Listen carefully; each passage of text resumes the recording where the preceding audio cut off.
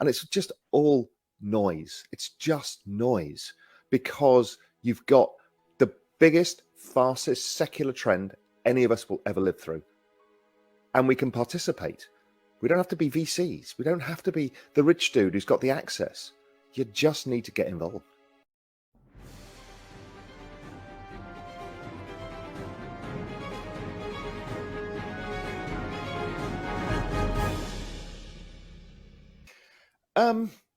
Yes and no, but it changes at the margin, right? If you to go back 2 years and look at the narrative, then a year ago, then now, then to Goldman Sachs's homepage being about digital assets, the world is waking up. As Jeff said, is a lot of the journalists are behind and they're forced to write stories because crypto is engaging, and so they come at it with not enough knowledge yet. But over time, I'm seeing more and more people getting a little more comfortable with the space. But journalists have this habit of always wanting to find a balance to a story, so that they use the FUD, even though most of it is completely wrong, as their balance, as opposed to writing something more nuanced. And I think that's the issue. But over time, at the margin, it's changing.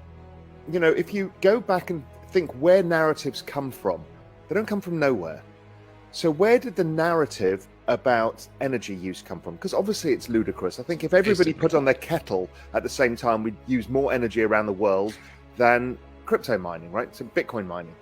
It actually came, I believe, from the ECB or within the European institutions, because they wanted to slow adoption. And they've got an ESG mandate. So if they knew it would bump up against that ESG mandate, they could slow adoption. And they're not trying to slow adoption necessarily to stop it, but just to buy them time to figure stuff out, because they're feeling like they're out of control of a situation that's moving too fast. So that's what they're doing. And now sanctions is another way, is, they're going to use this for bad gains. What they're trying to do is like, please stop adopting it. But meanwhile, when you go to Wall Street, they're adopting it really fast now. Having spent a lot of time in that world and still speaking to a lot of people, whether it's the giant asset management firms, whether it's the giant pension schemes or the investment banks themselves. So basically, those guys don't make a move without the regulators giving them the nod saying it's fine. Of course, yeah. It's just tactics. It's tactics in a situation where technology is going so fast that they don't know how to keep up with it. They're so far behind that they're going to have to draw the line somewhere. Because what are they going to do? Just keep fining everybody, give them a slap on the wrist and letting them move forward? And this goes on in perpetuity? I get it. It's a tax. So they're going to do that a bit. And that's fine. That's the cost of doing business in the end. Everybody in the space kind of understands that. But at some point, they have to draw the line. And also, I think there's the other thing at the same time that's come, which was the shift from using crypto and digital assets to this soft term of Web3. It's much easier for regulators to say, of course we should upgrade to Web3. If we're on Web2 now and Web3 is better, we should do it. It doesn't have the word currency in it, which was the big toxic word. And so I think that creates a decent Trojan horse as well, to make it easier for people, the regulators or the politicians particularly, to say, yes, we need to be pioneers in Web3, as opposed to we need to be building cryptocurrencies. So I think those two things, the narrative, which is, as you said, the core case of why these digital assets really matter, plus this new kind of fancy dressing for it all, I think this is a very significant moment. It depends. I mean, sure. What we're seeing is the market figuring out that it's no longer good enough just to be faster, cheaper, alternative to Ethereum or whatever it may be, or more private than Bitcoin. What people are starting to see, and I've been definitely having conversations with, people at the protocol layer, talking about, okay, what can we be known for on this chain? So people are going to split down to use cases, I think. So if you're really fast and you're not super decentralized and you're very cheap, then you're very useful for the securities industry, because they have massive volume and they don't care about decentralization at the level of which private money does. So there's whole different people. I think, music industry splits one way, different application tiers will use for different things, real estate, they all have different functions. So there's still a lot of space for this broad number of tokens. Obviously, a bunch of this stuff is never going to gain network adoption. That's fine. It's just the same as a VC portfolio where you understand that a bunch of these firms just won't get traction, and that's okay. What you're going to do is turn brand, and brand is community and network, into a tangible. So what the hell are all of these companies going to be worth? I saw some report there's like $43 trillion in the S&P 500 in intangibles. And all of this comes tangible. I mean, it's a complete revolution.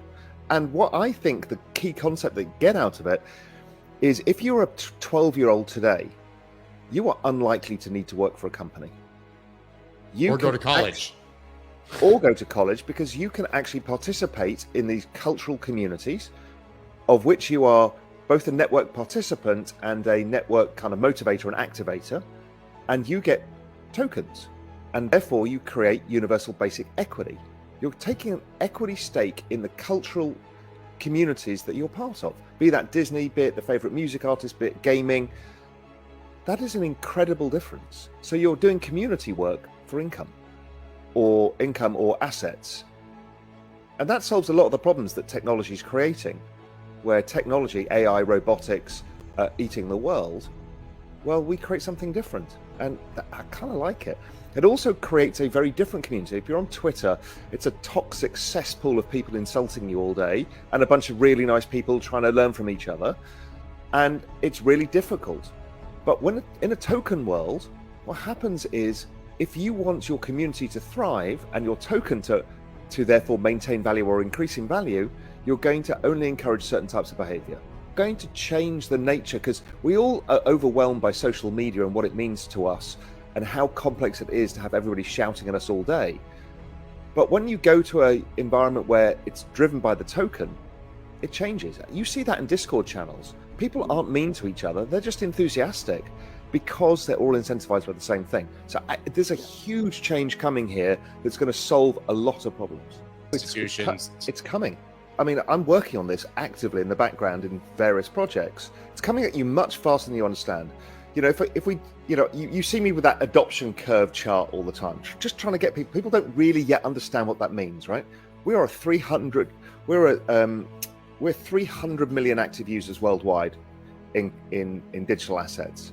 It means it gets to, essentially, it's growing at 185%. We get to 600 million plus, call it 750 million by the end of this year. Even if we have a slow year, we get to 500 million. The year after, it's 1 billion.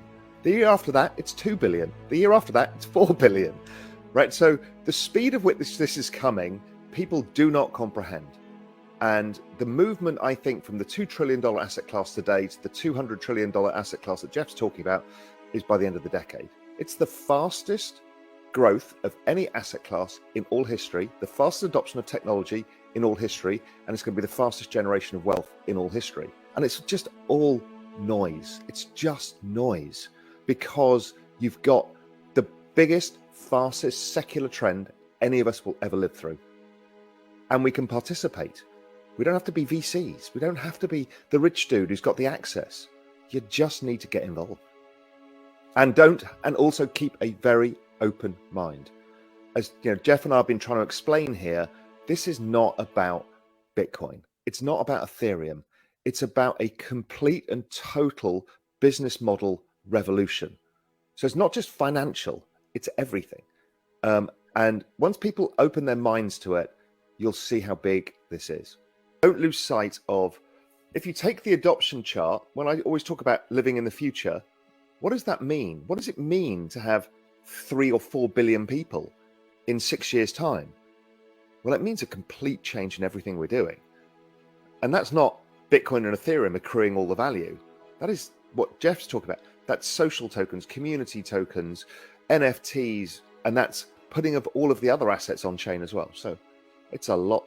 There's a lot about to happen. Again, people have a tendency to look at today. Well, we can't do that speed. You know, of course, you know we can. No, but everyone's going to build it. Right? That's how it works. Everyone does this all the time. They always take the present and say, well, that's impossible.